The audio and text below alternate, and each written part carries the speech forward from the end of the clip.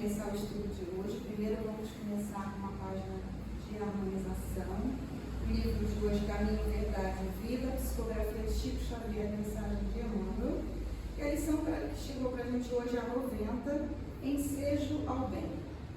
Jesus, porém, lhe disse: amigo, a que vieste? Então, aproximando-se, lançaram mão de Jesus e prenderam. Está registrado em Mateus, no capítulo 26, versículo 50. É significativo observar o otimismo do Mestre, prodigalizando oportunidades ao bem, até o fim de sua gloriosa missão de verdade e amor, junto aos homens. Cientificara-se o Cristo com respeito ao desvio de Judas, comentara amorosamente o assunto na verdadeira reunião mais íntima com os discípulos. Não guardava qualquer dúvida relativamente aos suplícios que o esperavam. No entanto, em se aproximando, o cooperador transviado beija-o na face, identificando perante os verdugos, e o mestre, com sublime serenidade, recebe-lhe a saudação carinhosamente e indaga: amigo, a que vieste? Seu coração misericordioso proporcionava ao discípulo inquieto ensejo ao bem, até o derradeiro instante. Embora notasse Judas, em companhia dos guardas, que lhe efetuariam a prisão, dá-lhe o título de amigo. Não lhe retira a confiança do minuto primeiro, não o maldiz, não se entrega a queixas inúteis, não recomenda a posteridade com acusações ou conceitos menos dignos. Esse gesto de inovidável beleza espiritual ensinou-nos Jesus que é preciso oferecer portas ao bem, até a última hora das experiências terrestres, ainda que, ao término da derradeira oportunidade, nada mais reste além do caminho para o martírio ou para a cruz dos supremos testemunhos. Então, agradecemos a Deus, os amigos aqui presentes. Essa mensagem aqui tem tudo a ver também com a lição que nosso irmão vai nos trazer sobre o homem de bem. Então, agradecemos primeiro a oportunidade de estarmos aqui juntos, estudando, nos aprimorando, ampliando nossa mente, nosso conhecimento, e que a gente persista fazendo bem, nos melhorando em todas as oportunidades que nos apareçam. Como está aqui o exemplo do Cristo até o final, sempre fazendo bem, sempre amando. Então, que os bons espíritos incluam o nosso irmão Lendo para nos trazer as palavras que precisamos ouvir e que tenhamos um bom estudo. Assim seja, graças a Deus.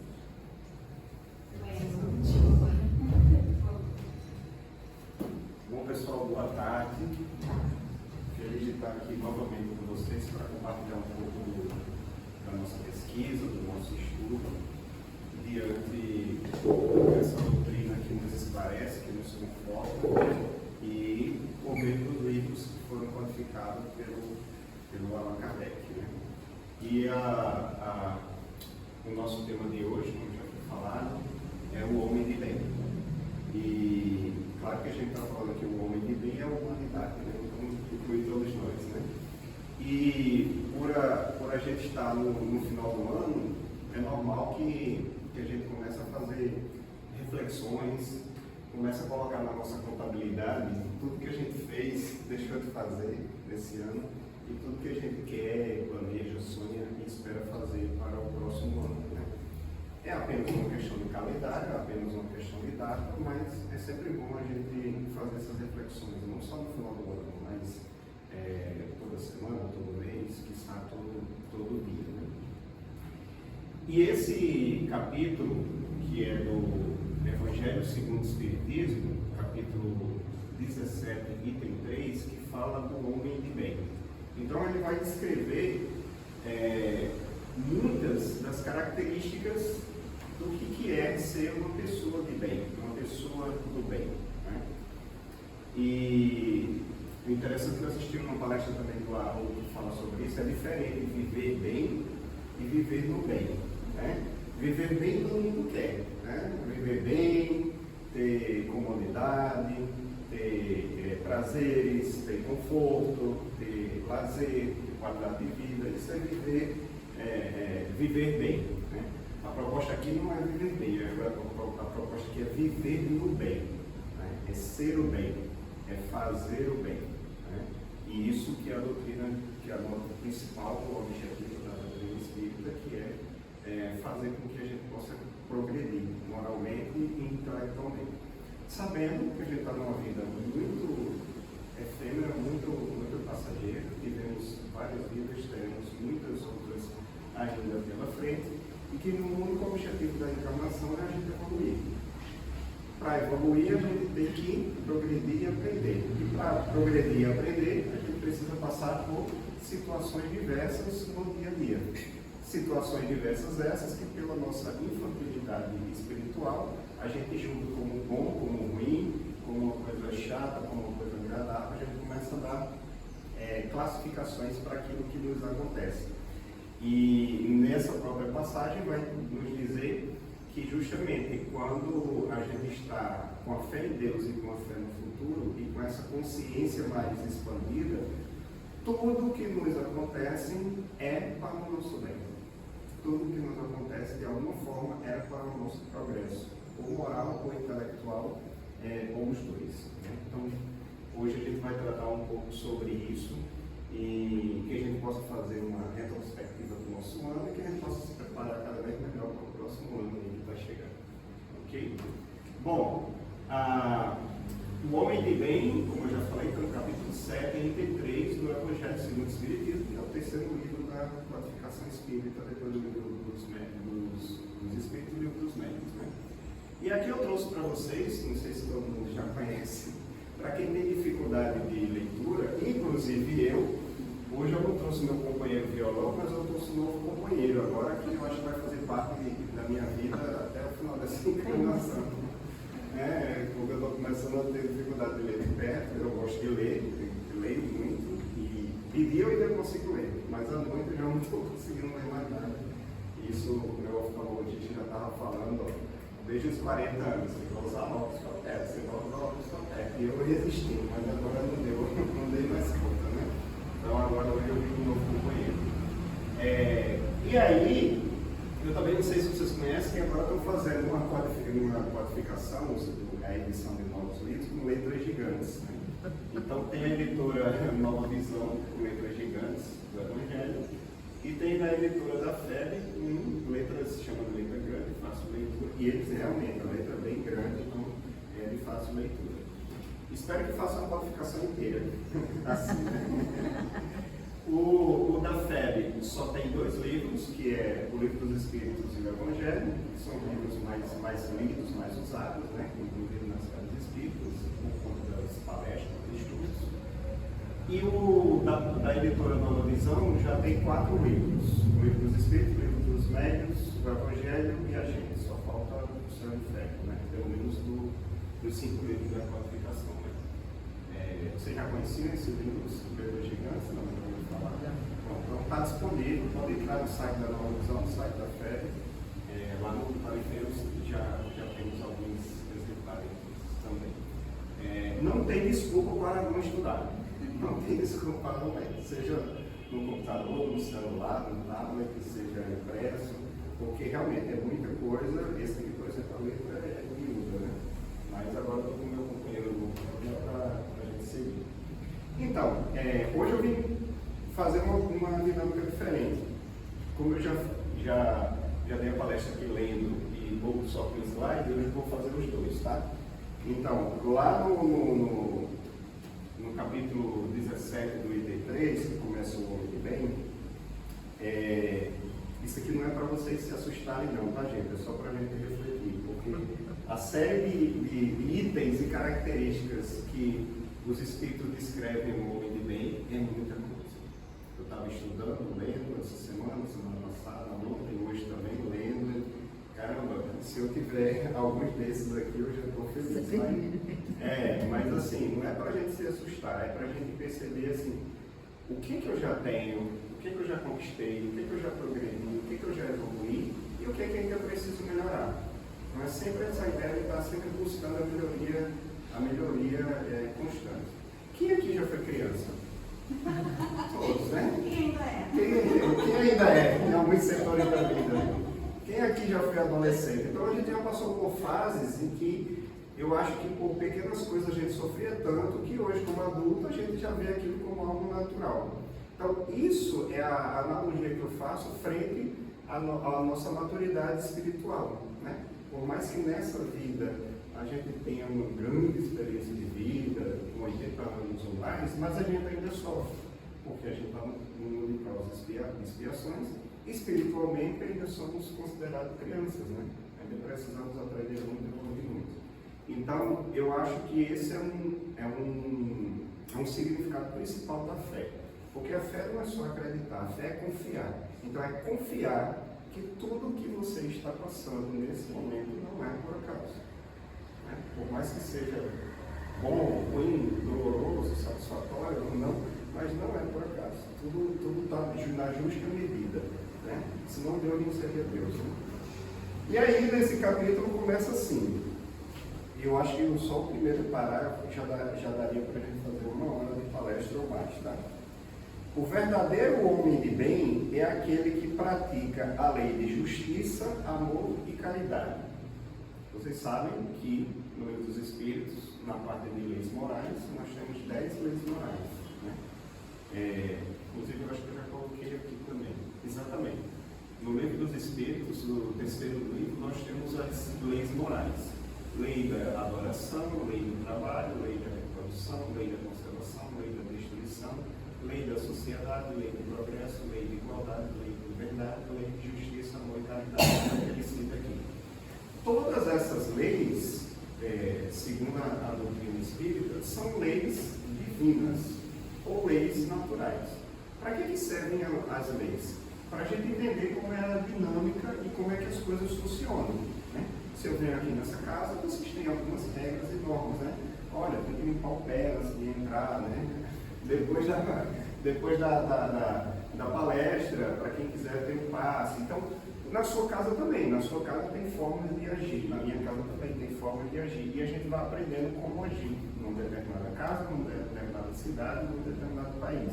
São as leis que servem para nos guiar, para nos orientar no sentido de vivermos bem como sociedade. As leis morais que é citado no Livro dos Espíritos são leis naturais, então são leis da natureza, são leis de Deus, ou leis divinas, ou leis universais, ou seja, qualquer um desses nomes que você pode atribuir a isso. E para que servem essas leis?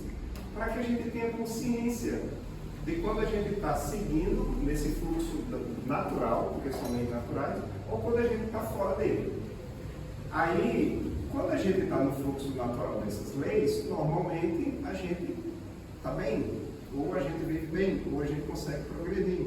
Quando a gente está fora dessas leis, é muito mais dor e sofrimento do que aprendizado. Entenderam?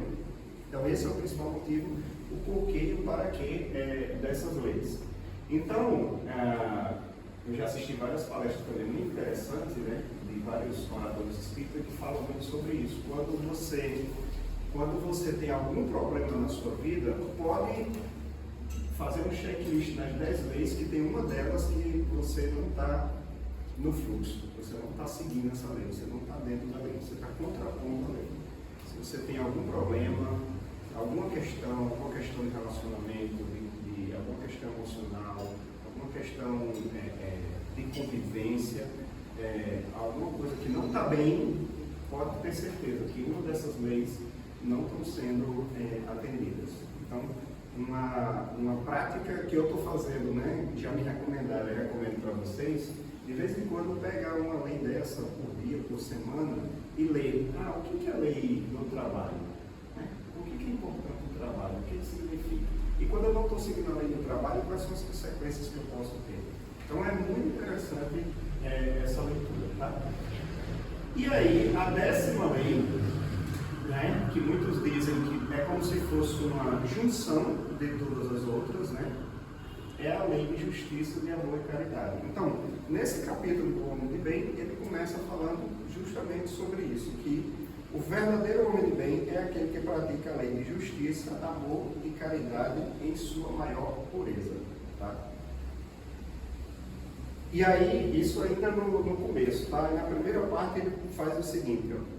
Ele também, o homem de bem, né, a pessoa de bem, se interroga a consciência sobre os seus próprios atos. Pergunta a si mesmo se não violou essa lei, se não fez o mal e se fez todo o bem que podia.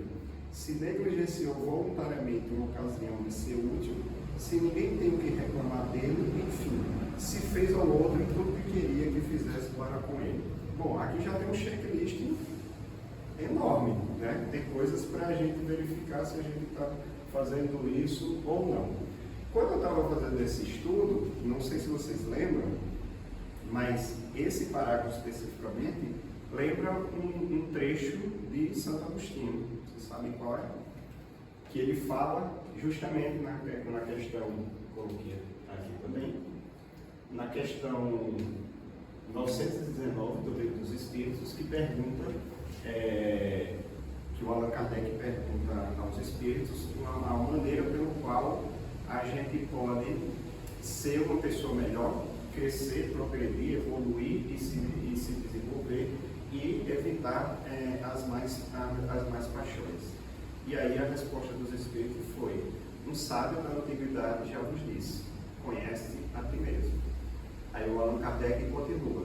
Tudo bem, a gente entende toda a máxima dessa frase, né? dessa frase que foi colocada por Sócrates, mas a questão está, como fazer isso? Né?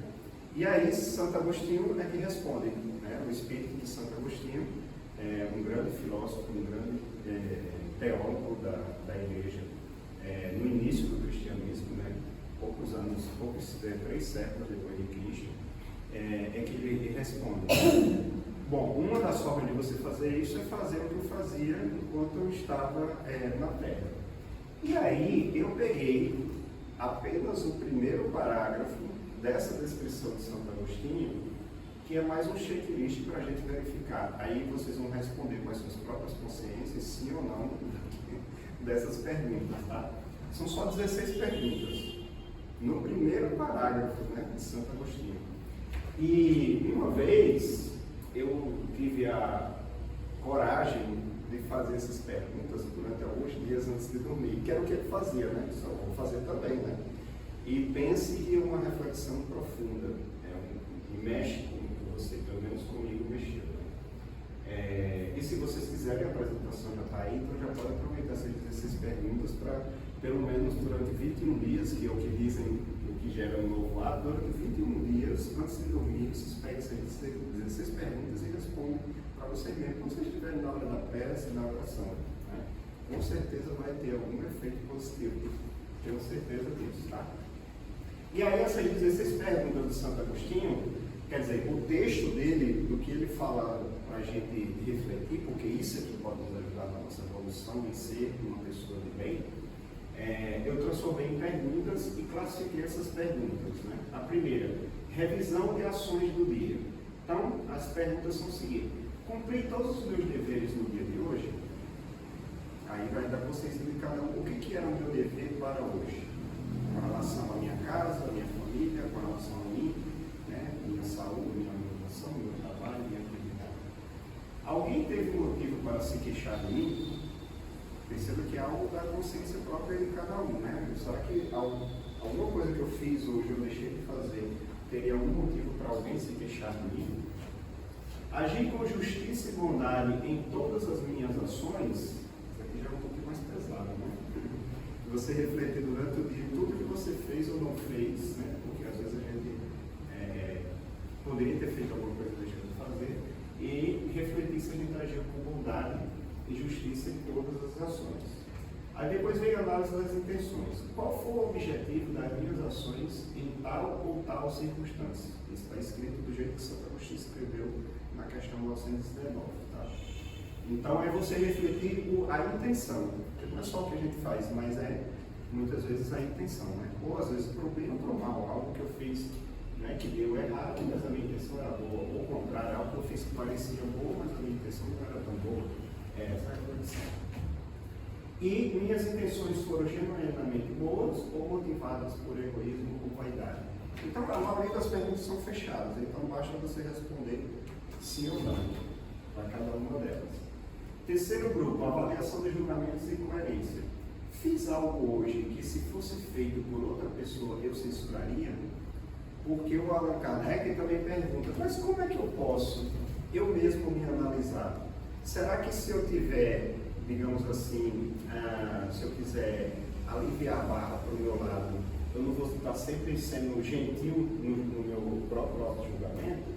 E aí ele responde, basta que você faça a reflexão daquilo que não feito por você, mas feito por outra pessoa. Como é que você julgaria? Se você aprovaria ou reprovaria? Se você censuraria ou não? Então, dá para a gente fazer essa reflexão com a gente mesmo. Agir de maneira coerente com os meus valores, com os valores que defendo, e aí fala muito da coerência, né? De eu acreditar em algo, valorizar algo, falar sobre algo, e se eu estou, nas minhas atitudes, se eu estou fazendo algo diferente daquilo que eu acredito, daquilo que eu defendo. Isso não é raro. Isso não é raro, a gente vê por aí, né? E enquanto uma pessoa fala alguma coisa, acredita naquilo, valoriza aquilo, que na prática está fazendo diferente. Muitas vezes basta a gente estar aqui na casa espírita, sair da casa espírita, né? E sofrer um susto ali, um carro passar por a gente por perto, que a gente já mostra quem a gente é na prática, né? Quarto, exame da honestidade e integridade. Realizei alguma ação que não teria coragem de confessar. Isso daqui sempre fica mexendo na minha consciência também. Poxa, será que eu fiz alguma coisa que eu teria vergonha de dizer para alguém que eu fiz? Ou até quando eu vou fazer isso que eu vou fazer, será que eu teria coragem de falar para qualquer pessoa que eu fiz ou estou querendo fazer isso? Isso é uma reflexão muito, muito poderosa. Então, Santo Agostinho está nos ensinando a fazer autorreflexão, né? Minha conduta foi transparente, sem nada a esconder, né? E a gente sabe que para a espiritualidade a gente não esconde nada, né? O nosso anjo da guarda não tem nada a esconder, a gente nunca está sozinho, né? Embora, é claro, que os espíritos, quanto mais nível superior, e nosso anjo da guarda é um nível superior, a gente com certeza respeita as nossas escolhas, respeita o nosso livre-arbítrio. Agora, esconder, a gente não esconde nada do ninguém. Quinto, reflexão sobre a preparação espiritual. Se eu fosse chamado por Deus nesse momento, teria algo a temer ou ao me apresentar no mundo espiritual, onde nenhum corpo físico bloqueia, né? Tudo que eu penso, tudo que eu desejo, todas as minhas intenções estão à mostras, né? Porque eu não tenho corpo físico, né? E qualquer espírito que está numa vibração um pouquinho melhor do que a minha, vê e percebe através do meu perispírito, através da minha emanação energética, magnética, quem eu sou e o que eu estou pensando. E aí?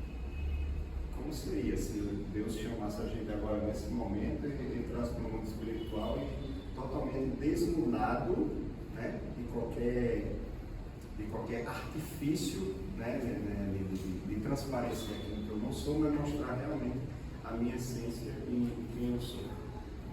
Vocês estão vendo que as perguntas são todas simples, né? Bem tranquilas, né? Estou preparado para enfrentar o julgamento da minha própria consciência? Eu acho que isso daí é uma das coisas que mais pega, né? Não é nem o julgamento dos outros, é o nosso próprio julgamento em relação a nós mesmos. Sexto grupo, revisão de responsabilidades específicas. Cometi algo contra Deus, agindo contra os princípios espirituais, ou negligenciando minha conexão com o divino?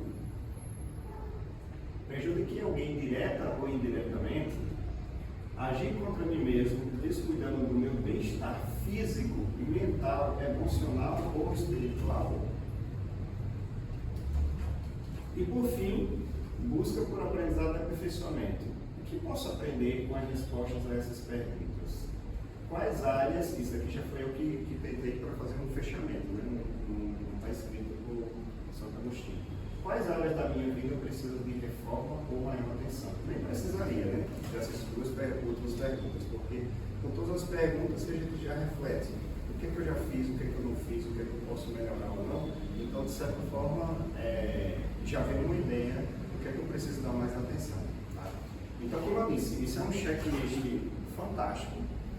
Recomendo, 21 dias antes de dormir, fazer todo esse checklist, marcar sim ou não. Eu acho que vai ser uma reflexão muito profunda. De vez em quando eu faço isso. Não é fácil, né?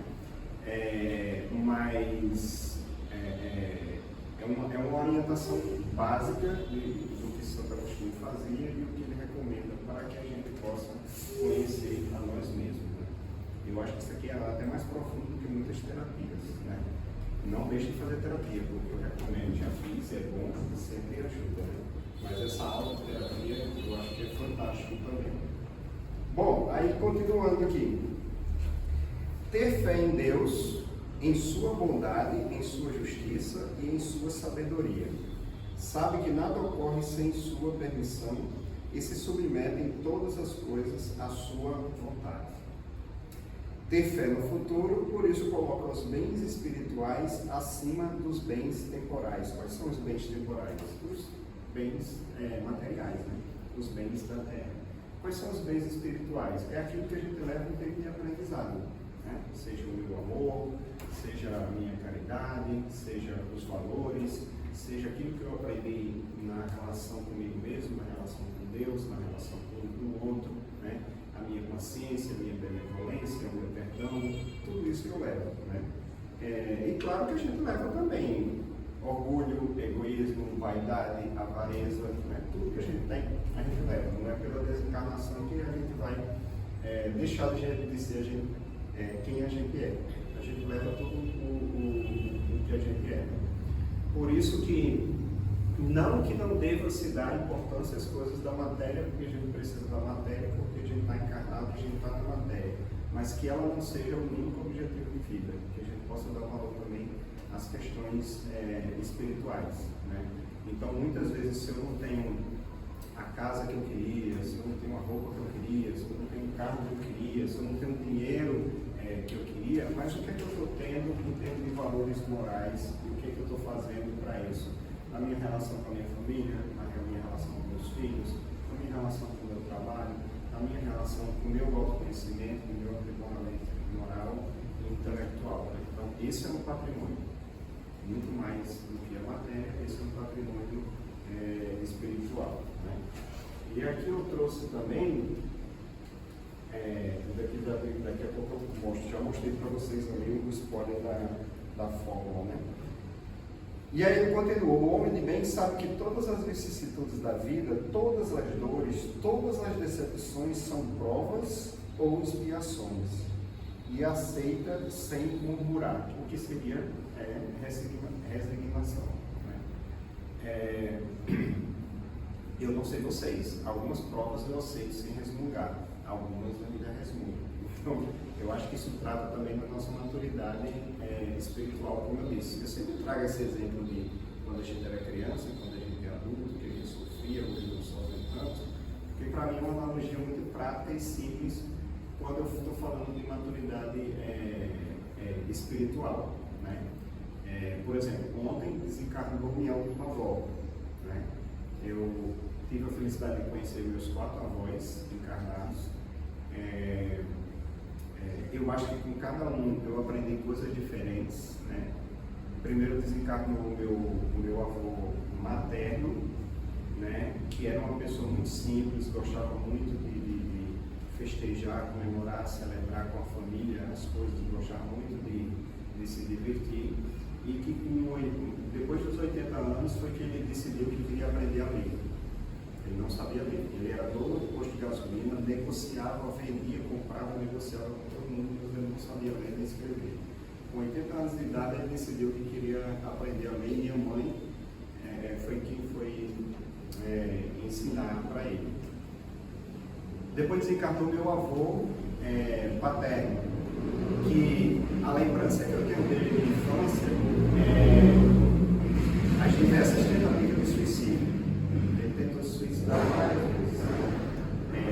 Os meus tios, né, meu pai e meus tios, os filhos dele, eu lembro de histórias que ele contou, contando, e às vezes até de cena que eu não vi, mas eu estava presente na casa, e às vezes chegava no quarto dele e já estava com a corda no pescoço ali para se jogar, né? E aí, depois de várias tentativas frustradas, graças a Deus, ele morreu cantando, né? Cantava, todo dia ele cantava o dia inteiro, né? Depois de uma certa idade, né? E desencarnou assim. E a lembrança que eu tenho dele é cantando, né? Depois desencarnou, isso foi ano passado, a minha avó paterna, que eu acho que eu até já citei aqui em alguma palestra, que é a pessoa que eu mais conheço que tem fé. Ela e minha mãe, mas ela em primeiro lugar, minha mãe em segundo.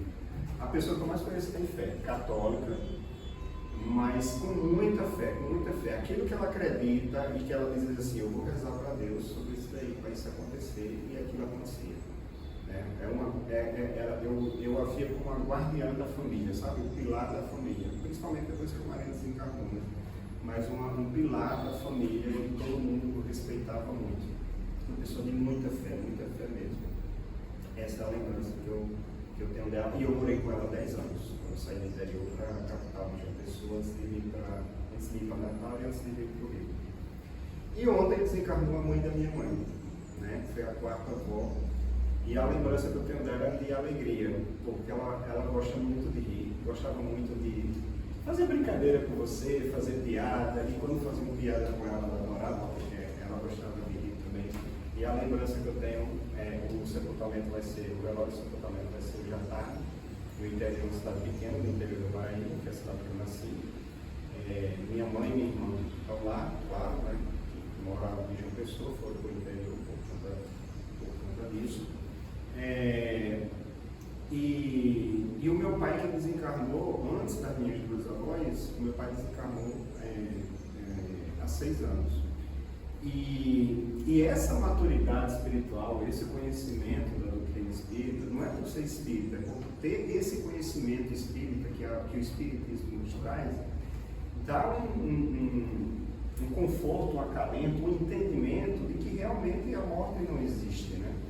Então, isso eu percebi no desencarne do meu pai, né? Claro que eu sofri, claro que eu sentia perda, claro que eu chorei, até porque eu e meu pai era amor e ódio, era uma convivência assim, bem complicada, mas que a gente conseguiu reatar os laços, né? Antes dele partir. Fico muito feliz com essa bênção que Deus me deu.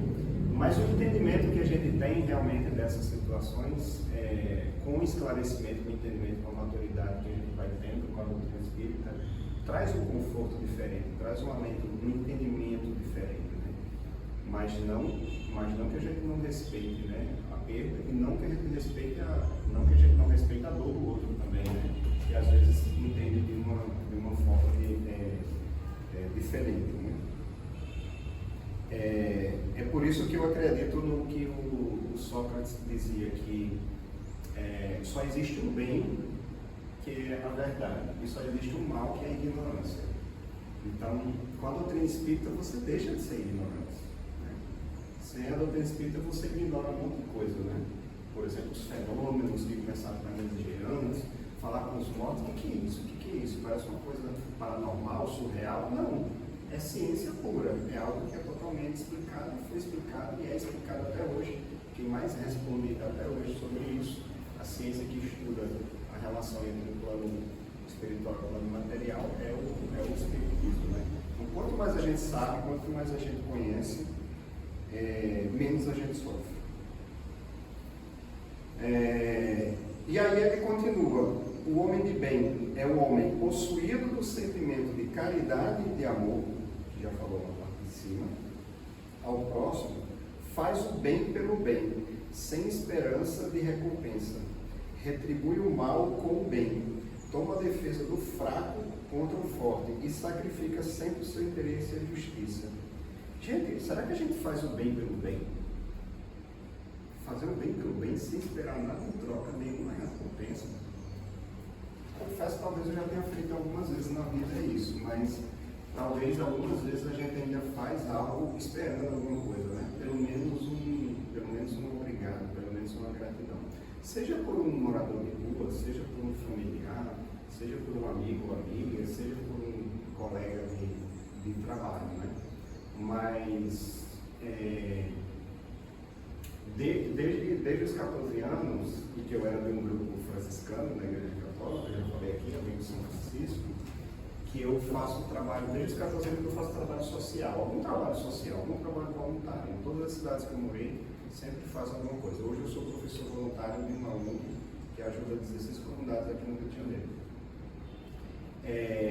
E no começo era estranho, né? De você estar ali para ajudar. No começo eu ia com um grupo de jovens, então era todo mundo amigo, eu ia pela brincadeira, eu ia pela alegria, eu ia porque estava o grupo todo junto lá, né? Depois você começa a crescer e parece que eu comecei a perceber isso, né? Pô, será que aquilo que eu faço eu estou ajudando? Tem gente que agradece, tem gente que não agradece, né? Hoje não, hoje eu acho que eu já estou um pouco mais tranquilo com relação a isso. Eu faço porque eu acho que pela alegria e a satisfação que eu tenho de fazer e pela consciência mesmo de estar contribuindo. Tem uma frase que um grande amigo meu, um senhor bem mais velho que eu, bem mais experiente do que eu na doutrina espírita, a gente trabalhava numa ONG que ajudava dependentes químicos de rua lá em Natal, no Rio Grande do Norte, e ele falou uma coisa que até hoje fica na minha mente, né? Porque a gente estava num grupo de estudo, conversando, e trabalhar com dependente químico é muita resiliência do grupo. O grupo começou com 45 pessoas, 45 voluntários, terminou com 5, só para vocês terem uma ideia.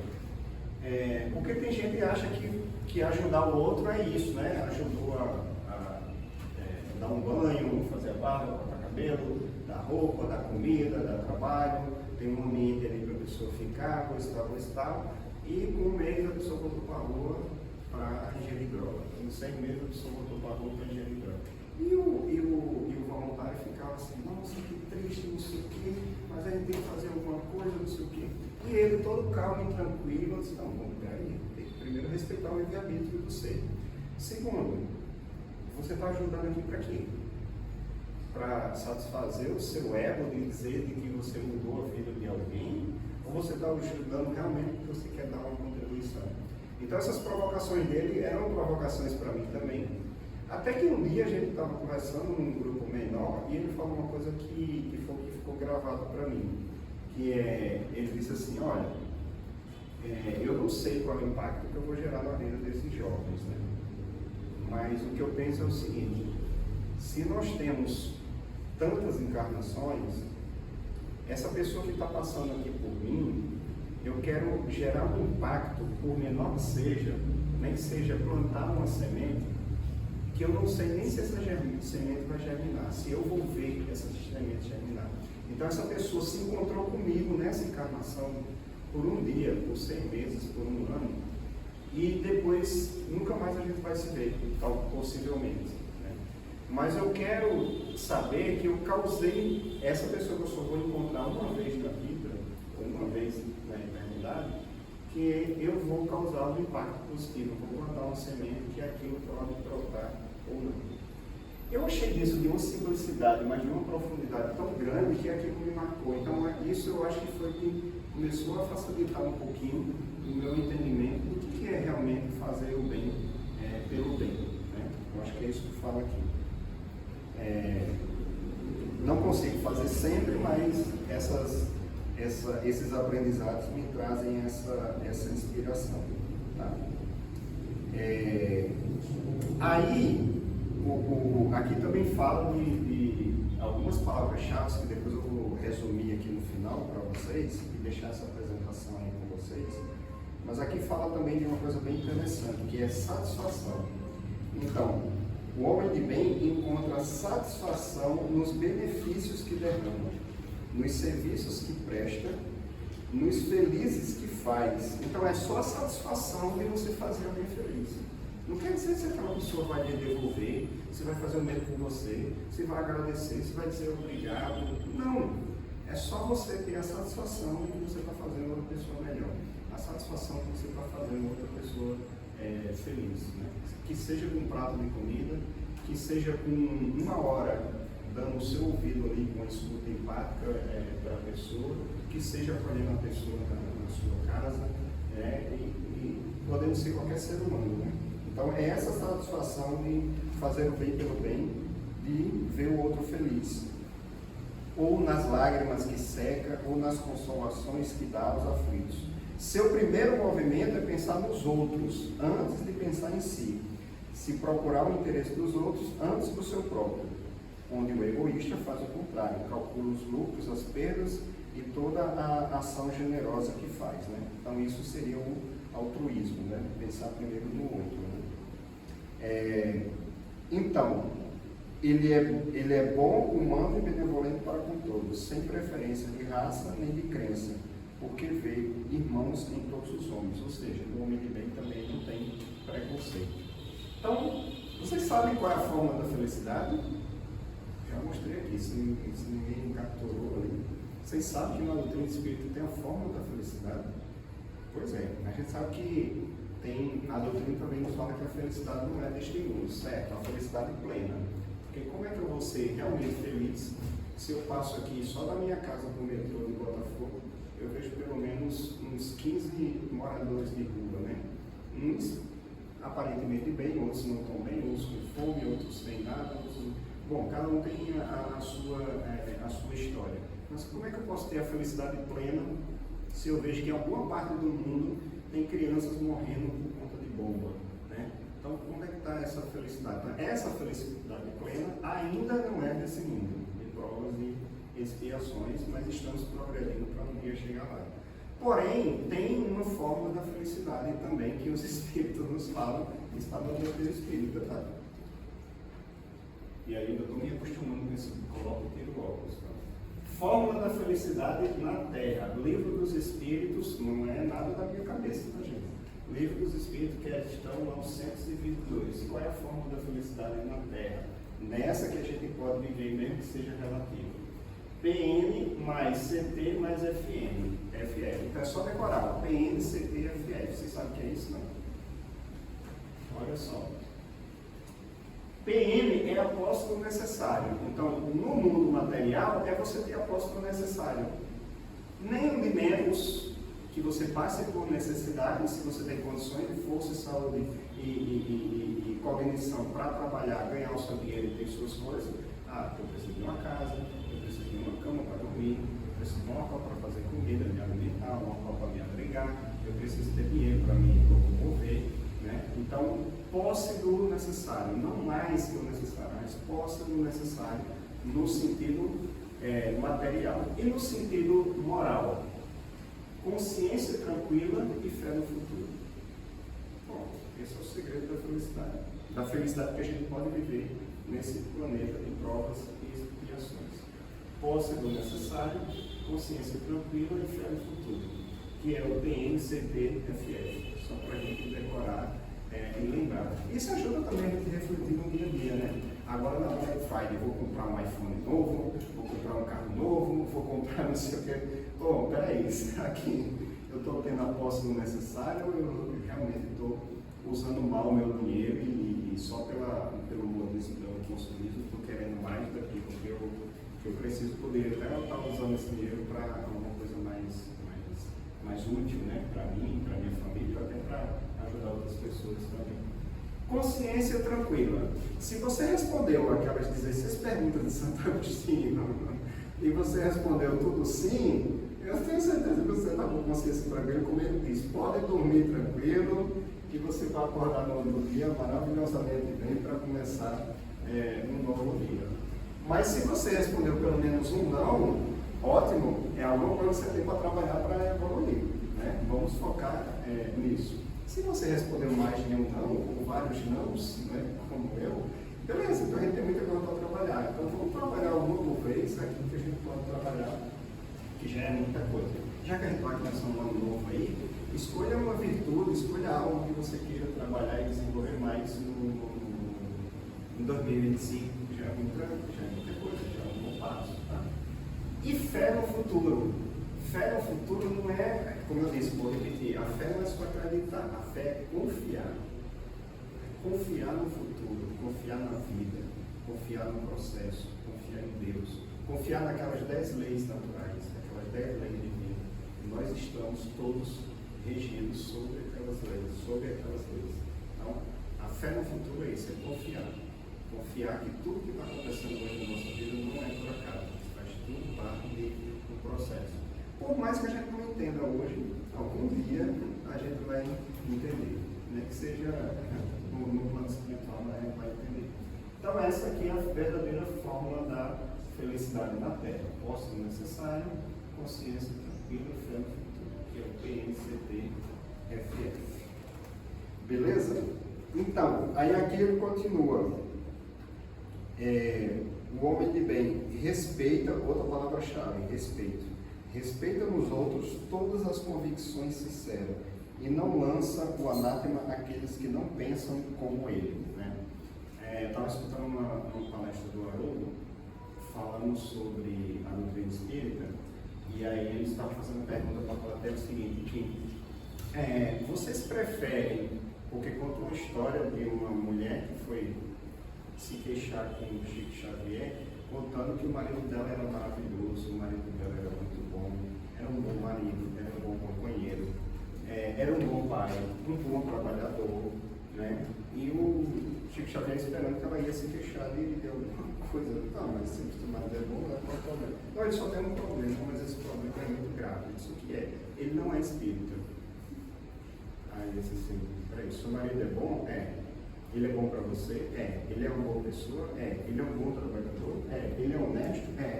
Ele cuida bem dos filhos? Sim, muito. Ele é um ótimo pai. Então, assim, ele não precisa da doutrina espírita. Porque a doutrina espírita é para nos fazer melhor, é para nos fazer bom, pessoas boas, né? Então, assim, quem precisava mais da doutrina talvez fosse mais ela do que ele, né? Nesse caso.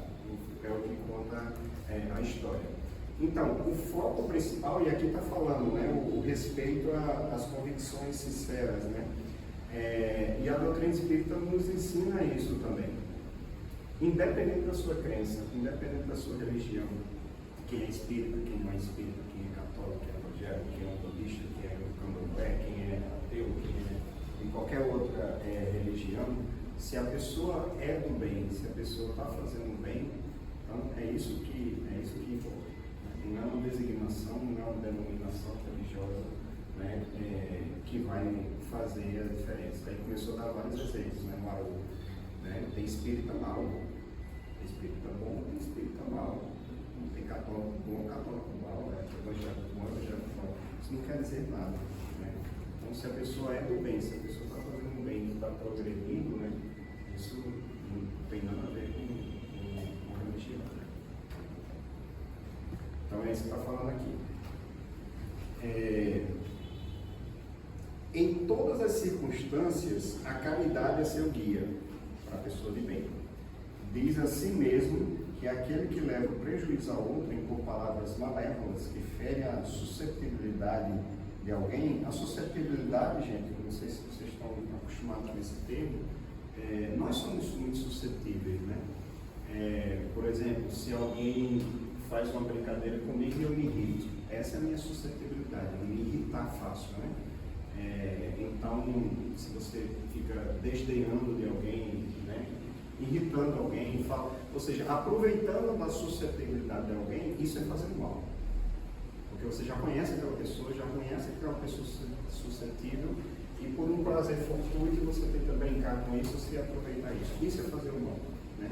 O que ele está falando aqui é justamente o contrário, né? Aquele que fere a suscetibilidade de alguém, ou por seu orgulho ou por desdém, que não recua à ideia de causar uma inquietação, uma contrariedade, ainda que leve, com exceção da adolescência, né? Porque parece que a gente tem prazer de irritar mesmo na adolescência, né? Acho que faz parte ali do movimento de aprendizado, né? Não todos, né? Falta ao dever de amor ao próximo e não merece a clemência do Senhor, tá? Aí ele continua: não tem ódio, nem rancor, nem desejo de vingança. Alguém já está classificado isso aqui? Não tem ódio, nem rancor, nem desejo de vingança. Se alguém tiver classificado aqui, parabéns, você já é uma pessoa do bem. A exemplo de Jesus, perdoa e esquece as ofensas. E não se lembra senão dos benefícios, porque sabe que aquele que será perdoado, como ele próprio houver perdoado. Então, trata disso também da pessoa de bem, de que quanto mais indulgência você tiver com os outros, um dia você vai precisar que alguém tenha indulgência com você. Quanto mais você perdoar alguém, um dia você também vai precisar que você seja perdoado, porque todos nós somos falhos e podemos pisar na bola, né? Ou fazer alguma coisa que não seja tão correta com a nossa própria consciência. Né? E aqui tem outra fórmula também, que eu não sei se vocês já estão familiarizados com isso, que é o BIP, né? Que aqui fala muito de caridade. Né? Aí isso é da pergunta 886 dos livros do Livro dos Espíritos, que pergunta como nós podemos conceber a caridade como entendia Jesus. E aí os Espíritos respondem, né? Benevolência, indulgência e perdão. Por isso que a gente, lá no Pai Ferreira, fala muito no livro, né? Só para lembrar: benevolência, indulgência e perdão. Perdão para com as ofensas, do jeito que diz aqui. Indulgência para com os outros, né? Você não está pensando mal dos outros, maldizendo os outros, né? Sabendo que se alguém falhou, se alguém errou, se alguém até de alguma forma maltratou você, porque aquela pessoa não está bem, porque aquela pessoa está com problema, ou está doente, alguma coisa, não precisa estar maldizendo aquela pessoa o tempo todo. Ou seja, ter indulgência para aquela pessoa, que um dia talvez eu precise que alguém seja indulgente comigo também. E benevolência é fazer o bem, ser o bem, fazer o bem, praticar o bem. Então, benevolência, indulgência e perdão é o BIP, que é a forma da caridade. E o que reforça também, claro, a máxima, né, da doutrina espírita, que fora da caridade não há salvação. Então, para que a gente pratique a caridade, é através do BIP, benevolência, indulgência e o perdão. E aqui que ele fala: é indulgente para com as fraquezas alheias, foi o que eu acabei de falar, porque sabe que ele mesmo tem necessidade de indulgência, e se lembra destas palavras do Cristo: aquele que está aqui sem pecado, que atire a primeira pedra. Não se compraz em procurar os defeitos alheios, nem em colocá-los em evidência. Se a necessidade a isso obriga, procura sempre o bem, que pode atenuar o mal. Então não é aquele prazer que, se alguém errou, eu ficar apontando o dedo: olha, ele errou, ela errou por conta disso. Não. Então, se eu não tenho algo bom para dizer sobre um companheiro, um irmão, um colega de trabalho, se eu não tenho algo bom para dizer, eu posso escolher calar. Ou verificar naquela atitude o que eu posso dizer de bom, de bem, para talvez estimular o crescimento daquele irmão, para talvez estimular o desenvolvimento daquele irmão.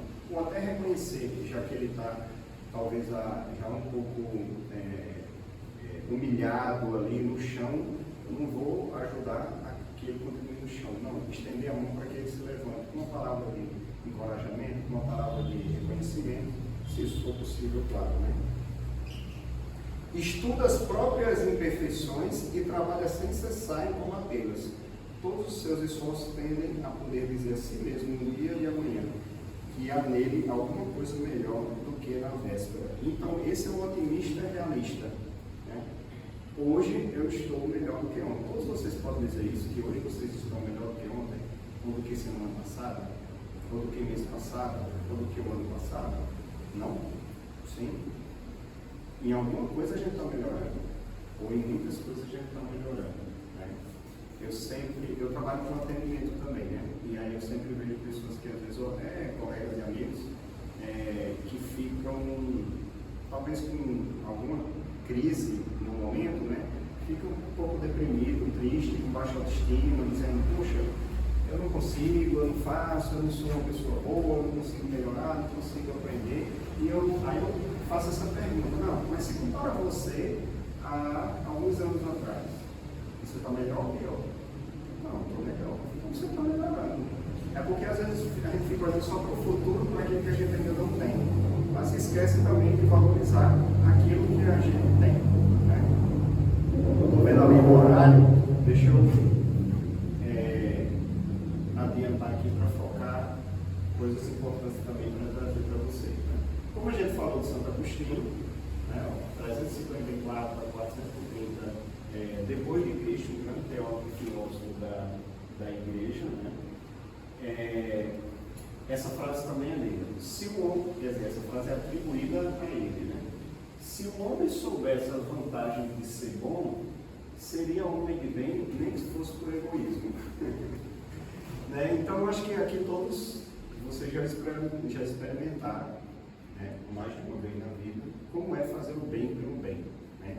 A satisfação, a alegria, né, o calor que dá no coração de você fazer o bem, de você ajudar alguém. Né? E aí, essa frase eu sempre lembro dela por isso. Se as pessoas soubessem como faz bem fazer o bem nem que fosse por egoísmo, nem que fosse por pensar nela. Né?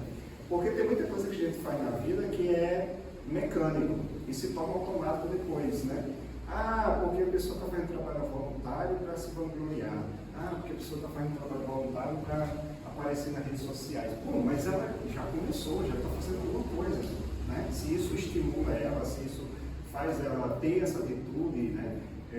Claro que em algum momento ali do processo, talvez ela já comece a perceber a coisa de um jeito diferente, o coração já se conecta ali com o ser humano de uma forma diferente, né? Então, muitas vezes a gente começa de forma mecânica, mas depois acaba sendo natural, acaba sendo automático. E comigo foi assim, né? Desde os 14 anos que eu faço trabalho voluntário, eu fui pela empolgação, depois eu fui pela razão, hoje eu já vou mais um pouco pelo coração também, pela vontade de contribuir, né?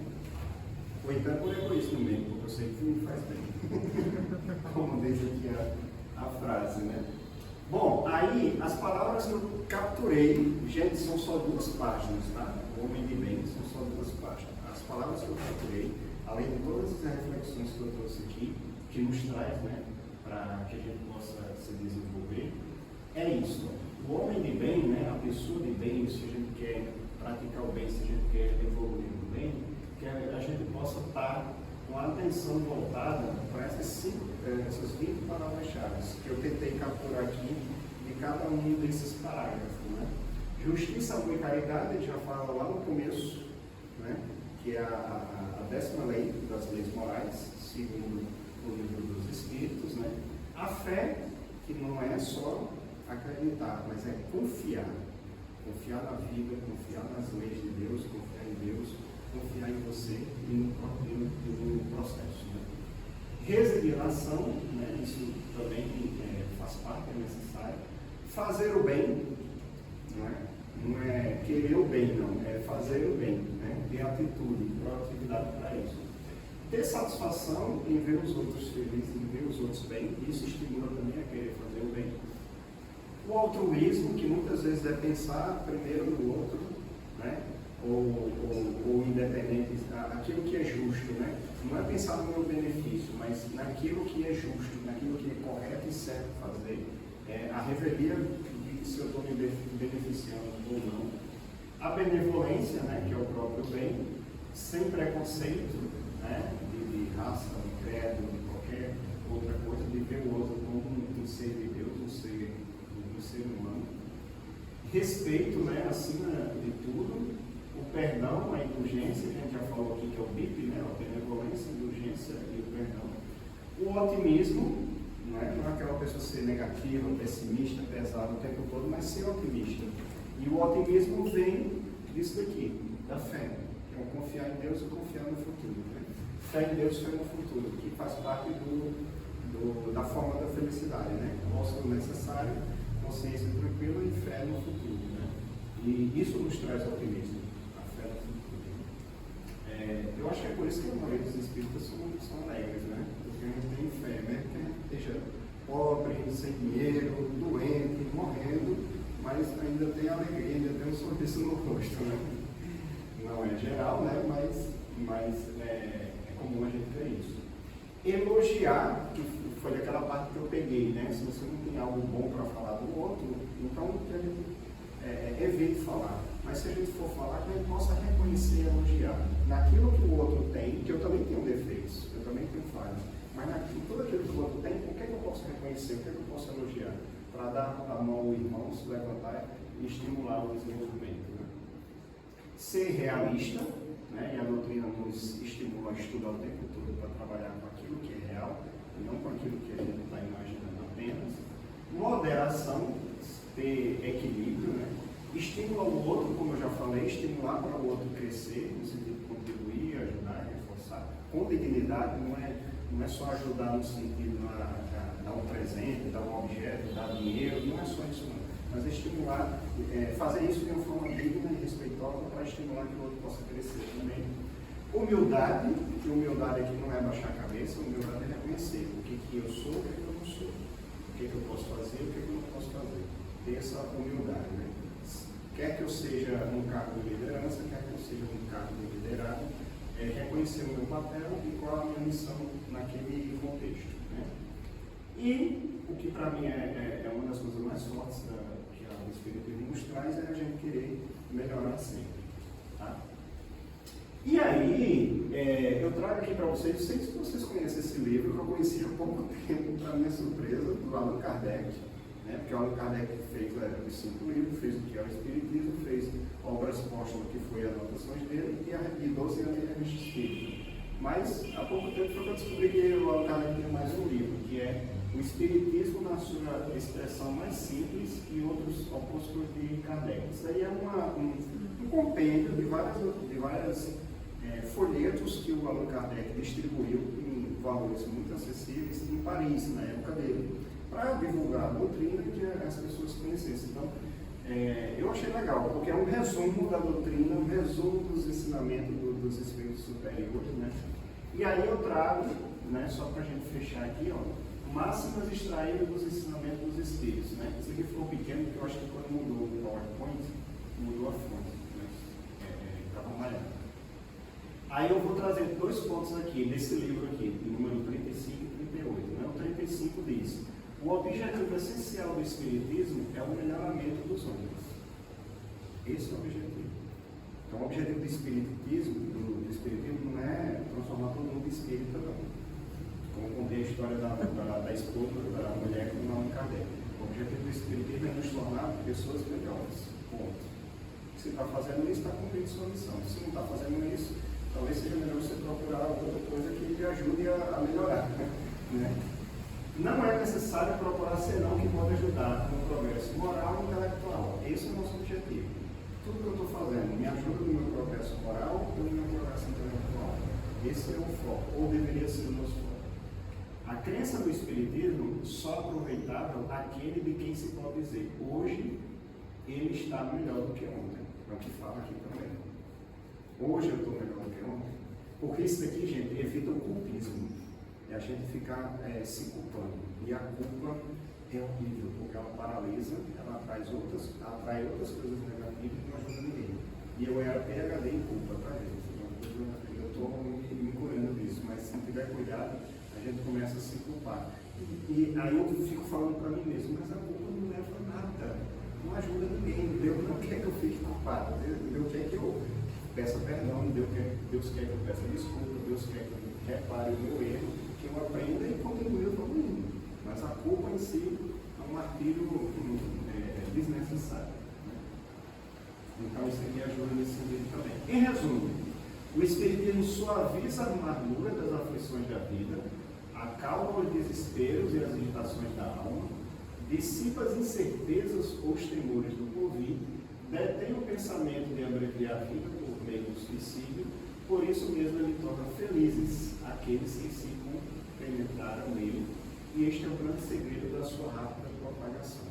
Então, que a gente possa evoluir com esses ensinamentos do homem de bem, com esses ensinamentos de Santo Agostinho, essas reflexões, aproveitando o máximo que a gente pode da doutrina espírita para crescer espiritualmente, para que a gente seja cada vez mais feliz. Né?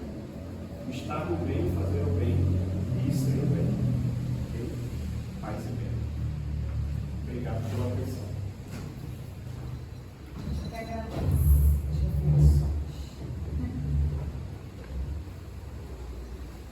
Então, vamos agradecer a Deus, com os espíritos aqui presentes, pelo estudo de hoje, que sem dúvida nos dá mais material, né, para a gente seguir, evoluindo, crescendo. E nos culpar, como foi dito, né?